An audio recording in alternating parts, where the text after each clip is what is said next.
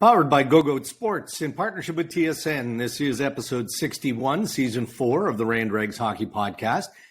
It is presented by our title sponsor, Canadian Club Whiskey. A fun podcast. They're all fun, but this one is extra special, Ray, because our guest today is TNT longtime hockey broadcaster, former NHL center, Eddie Olczyk, who's a good friend of yours, good friend of mine. Man, he's got a plate full. He'll talk about it, right? He's got the Derby this weekend. With NBC. And then in addition, like yourself, you know, he's the lead analyst for TNT. So he's got some hockey travel and some games to work around the horse racing. So he's a busy dude. Outside of his family, the two great passions in Eddie's life are the ponies and pucks. He just loves them. And so this is for him. I'm guessing it's almost the most fun weekend of the year, because the Derby is different and it's special and he gets to do it. And he has got amazing energy, always does. And always look forward to getting to chat and catch up with Edzo. Yeah, I look forward to it too, just as somebody who just listens in, right? Because you and Edzo get going, man, and the stories get flowing. And, you know, it's one of those where your face hurts after about 15 minutes because you're laughing the entire time. So we're going to zip through headlines here, Ray, as quickly as we can. There's a lot of news around the National Hockey League, so we're not going to skip over it, but we want to save a little extra time for Eddie Olczyk, who's joining us here in episode 61. Headlines on the Dregs Hockey Podcast are presented by our friends at Tim Hortons. So before we get to everything that is this second round of the Stanley Cup playoffs, obviously we have to look back at some of the news. And a troubling hit for many, a legal hit, Jacob Trouba on Timo Meier in Game 7, New Jersey, and the New York Rangers. A legal hit, which your counterpart and fellow analyst Dave Jackson commented on several times last night and followed it up here again, because it's one of those hits that was legal but devastating, right? That's the best way, I think, to describe it. Legal, but almost catastrophic, in fairness. And the reaction was immediate from all corners, and it spilled over into today and all that. Your front row center, you know, could you see it happening, Ray, before it actually happened? Every once in a while, like a play happens in slow motion, and you just happen to be looking in the right place. So I'm down on the ice. The Rangers are changing. I can see Trouba coming off the bench. Yeah. It's to my left. But in the same picture, I can see Timo Meier is coming through the middle of the ice, and he's not really in control of the puck. Like it's bobbling around on him a bit, and he's got his head down. And I said on the broadcast, I went, look out. Yeah. And I could see Trouba coming, and Meier got hit almost exactly the same in Game 6 in New York by Braden Schneider. Almost identical at the blue line, cutting right to left. The difference is Trouba's about 30 pounds heavier than Schneider, yeah. And he hits with a ferocity that Schneider doesn't. So the way the game was going, like that was going to be a violent hit.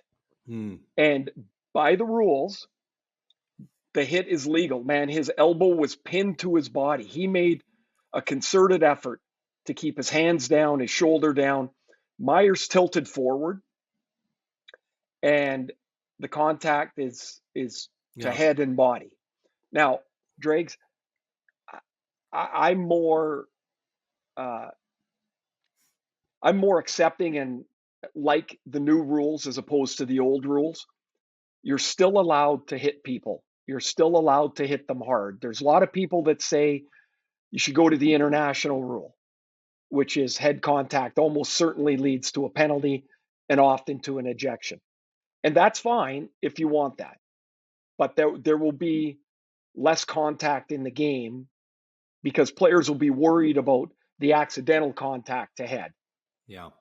So remember when they put the rule you can't hit anybody from behind by the boards? Remember how quickly the players started turning their backs? Mm-hmm. They know if if you're in a crowd, a player, what would prevent him from just lowering his head? Mm-hmm. You can still see. Right. I'm not talking about a place where you got your head down, but you could lower your head. Any head contact would be a penalty. It's not as cut and dried as people think. Mm. By today, it's not a penalty. And if you want the rules to be changed, there's a time for it. It's certainly not now. It would be postseason, and the managers and the Players Association and the officials would have to get together to determine what the new road would be. All right, let's move forward and look at some of the teams that have been eliminated now through round one. No shocking surprise. Toronto beats Tampa Bay, and nobody's feeling sorry for the Lightning. 3 straight trips to the Stanley Cup final. Maybe it was just their time, or more importantly, maybe it's Toronto's time. But the Bruins losing to the Florida Panthers, that's a ginormous upset. The New York Rangers falling to the New Jersey Devils in the fashion that they did. Again, that's a tough one, especially for the Rangers brass, who, as you know, Ray, can be volatile. So, I see a name like Joel Quenneville out there, and I'm just wondering, I like Gerard Gallant. I think he's a good coach. He's been through some tough situations. So not advocating for a coaching change with the New York Rangers. I just can kind of smell something developing there. What else needs to change?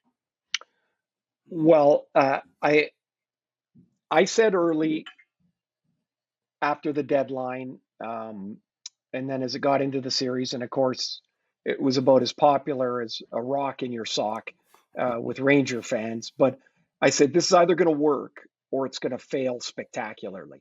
Mm-hmm. And it failed spectacularly. They went out and they brought in Vladimir Tarasenko and they brought in Patrick Kane. And they're clearly offensive players. Yeah. But both of them are slow. Like Patrick Kane's not healthy. He's going to need some kind of hip procedure in the offseason. Tarasenko's not a fast skater. So they got considerably slower as a team, and they accumulated very similar parts. Right. If they don't have the puck, how are they going to get it back? Well, the answer is they couldn't. In Game 7, they looked like they had a wobbly wheel on a bike. Like they were too slow from the minute the puck hit the ice. So they can fire the coach if they like, if that's what they choose to do. Gerard Gallant's got a year left to do, or a year left on his contract. The team they accumulated was not as good as last year's team. Mm-hmm. I don't care what the name said. The team itself wasn't. Vincent Trocheck had 1 goal in the series. He barely played in Game 7, spent most of the time arguing with the referees or asking New Jersey guys to fight. Like his focus was gone. Yeah. It was almost like he tried too hard. Kreider had good work on the power play, really quiet. Games 4, 5, and 7. Mm-hmm. Zibanejad had 1 goal in the series. Kane had 1 good game. Panarin didn't have a goal. There's another forward, skilled forward, not very fast. Yeah. So the changes they have to make also couple with their salary cap. They need a new contract for Keandre Miller and Alexis Lafreniere. Are they both back? Would they move on from Lafreniere? He didn't have a point in the series and was completely ineffective. Like they've got some real tough decisions in New York. Yeah. Less significant in Boston. Quick thought there on the Bruins. We don't know what Patrice Bergeron is going to do. There will be lineup adjustments there. It just, full credit to the Florida Panthers. Full credit to Paul Maurice. We talked about coaching. But they just seemed to unravel, right? Like that series just flat out got away on them. Now, I don't know if my wife will like me telling this story, but I'm going to anyway. Okay, good.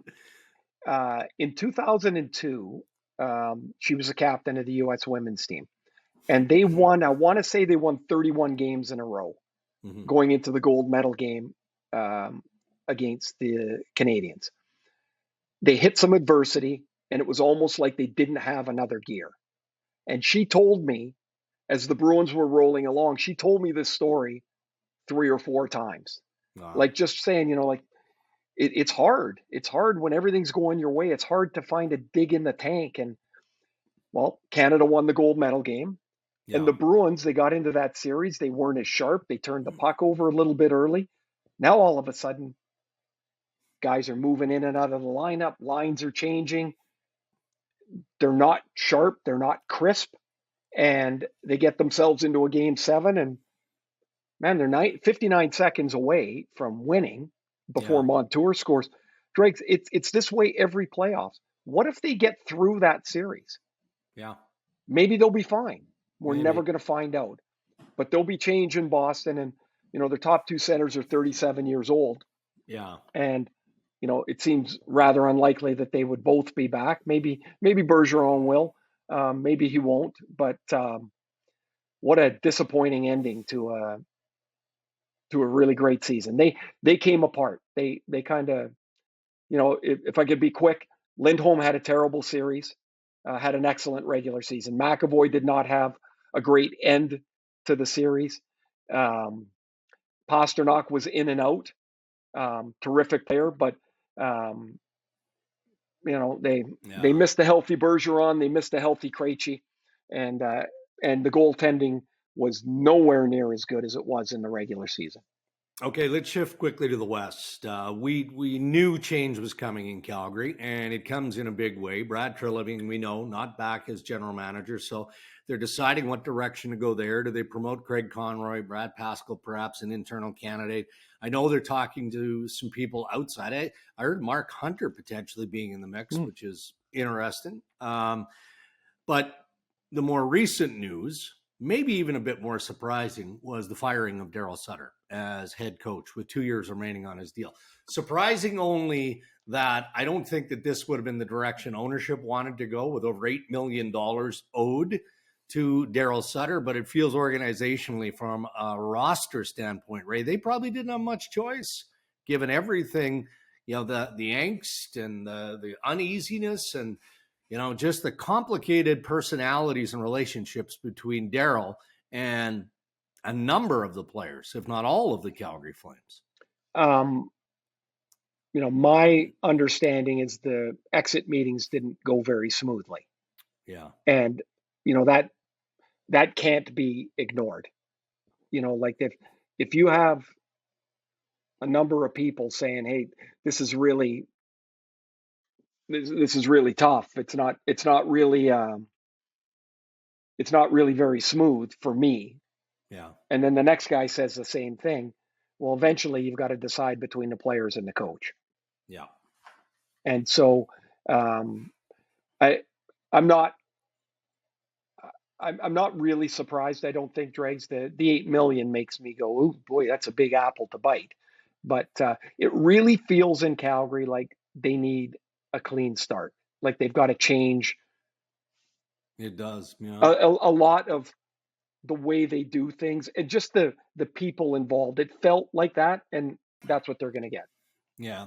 We'll look at Toronto and Florida and Edmonton and Vegas, all the second round with Chris Abbott. How about that? With Betano.ca and that segment coming up. And, later in the week when we get into episode 62, we'll have some meat to chew on there too with each series. Well, one thing I will say, Drake, since we're going to, skim through in the first round, 2 stats for you that I thought were just incredible. Road teams won 31 out of 50 games. Wow. It's never been easier to play on the road in the NHL than it is now. Players are more comfortable on the road, and that 31 out of 50 tells you that. The second one is 7 out of the 8 teams in the first round trailed in the series. Right? Toronto lost the first game, got blown out of the water. Dallas lost the first game. It is remarkable. Florida was down 3-1. Team after team after team. Yeah. And so game 1 is super important, but it doesn't seem to be as important as it used to be. Those are your headlines. Thanks to Tim Hortons. And a reminder, it is Smile Cookie Week. I will be swinging through the drive-thru en route to TSN, Nice. Medium coffee, skim milk, and a Smile cookie. Just one? Just one. You know what? I might treat the panel. We've got Cheryl Pounder, Dave Poulin, James Duthie. I might come in with a half dozen Smile cookies. I They're a like hot it. commodity, though, Ray. Tim Hortons does a wonderful job. They're not always available in abundance, so I don't want to be greedy. I want to leave a few for others. Smile it up.